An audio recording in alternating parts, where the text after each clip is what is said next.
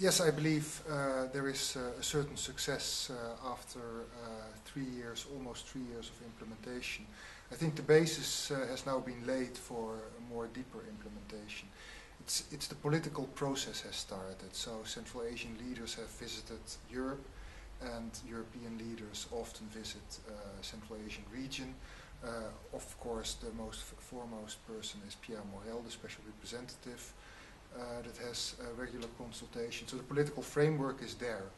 Only now the actual program implementation has to, for a large part, still start. And of course there have been problems. For instance, the sanctions against Uzbekistan have hindered cooperation. So there the EU has to almost start at zero at this point, now that the sanctions have been lifted. But after 3 years the basis is there.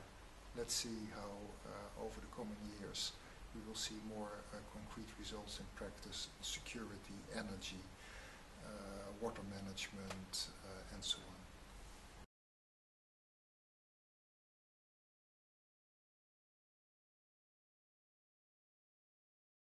The underlying thought of the strategy for Central Asia that was developed in 2007 is security and stability.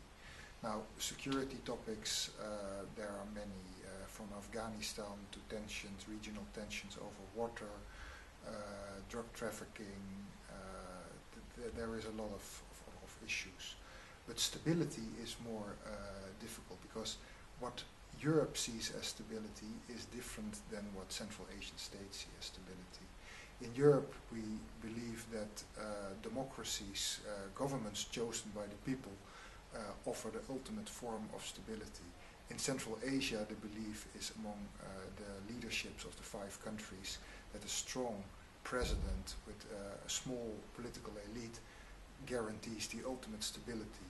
So if we talk about stability, there is a clear difference of opinion between European countries and Central Asian countries. So is the EU able to promote democracy in that region? And then I think it's not directly democracy promotion that the EU is engaged in. It is doing that, for instance, nearer at home, like countries like Armenia and Moldova, Ukraine. There the EU invests in democracy promotion. In Central Asia, it's more through good governance projects that touch upon democracy, of course, or rule of law. There is a regional rule of law initiative. And then, of course, although there is not a clear democracy strategy, there is human rights, and that is a bottom line for the EU that wants to be quite strict on. So the EU has its human rights dialogues with all 5 countries, which are developing quite well, and focuses on rule of law and good governance. But democracy, no. And in this sense, stability is something that's being regarded as 2 different things by Central Asia and Europe.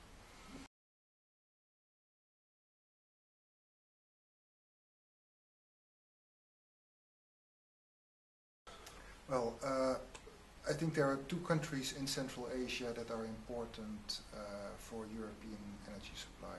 First is Kazakhstan, and this is not really an issue at the moment, because Kazakhstan transports a quite substantial amount of oil to Europe, mostly by ship, and there are no big problems around this. So this is going well. The second opportunity for Europe as regards to oil and gas is Turkmenistan, and Turkmenistan has enormous gas supplies, and Europe takes, of course, a keen interest in those supplies. Now, as you know, Europe has been talking now for years about a Nabucco pipeline that would link Europe via Turkey through the Caucasus to potential suppliers like Iran and but also maybe Turkmenistan. But it is still uncertain that this pipeline will be built. So since the EU is slow in deciding, Iran has been acting quicker, as well as China. Iran linked up with Turkmenistan recently with a short pipeline, and China in an enormously high speed built a very long pipeline across the whole of Central Asia into Turkmenistan, also being able now to receive gas from Turkmenistan. I believe personally that the EU should make an effort to get gas from Turkmenistan. Why?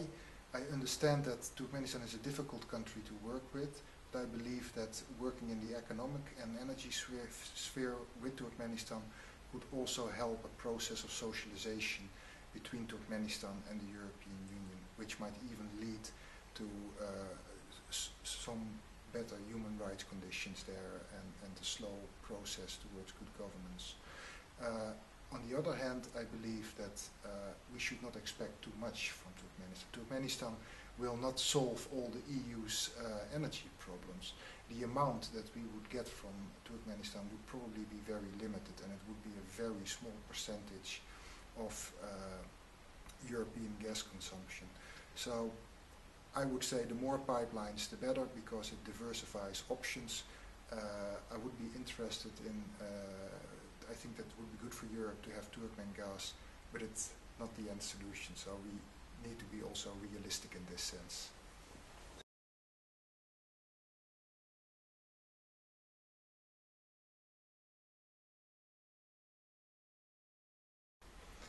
I think there is a case for the European Union to be more involved in water management. As you know, in Central Asia, this is the biggest source of tension among the 5 countries, and especially between Tajikistan and Uzbekistan. The 3 more northern countries have a lot of oil and gas, but no water, and Tajikistan and Kyrgyzstan have large water supplies, but no fossil energy. So a trade-off would seem logical, and the current trade-off is not working because Kyrgyzstan and Tajikistan are often without power because they are not able to generate enough electricity from the water resources they have. The tension is created by also Uzbekistan that needs the water for irrigation of their cotton fields. Now, there is a lot of tension about Kyrgyzstan and Tajikistan planning large infrastructural projects to build dams that would solve a large part of their energy problems. I believe that the EU can play a role, but it would be on different levels. The first level is negotiation, and this is extremely difficult because so far international mediators have failed to bring the 5 countries together on the issue.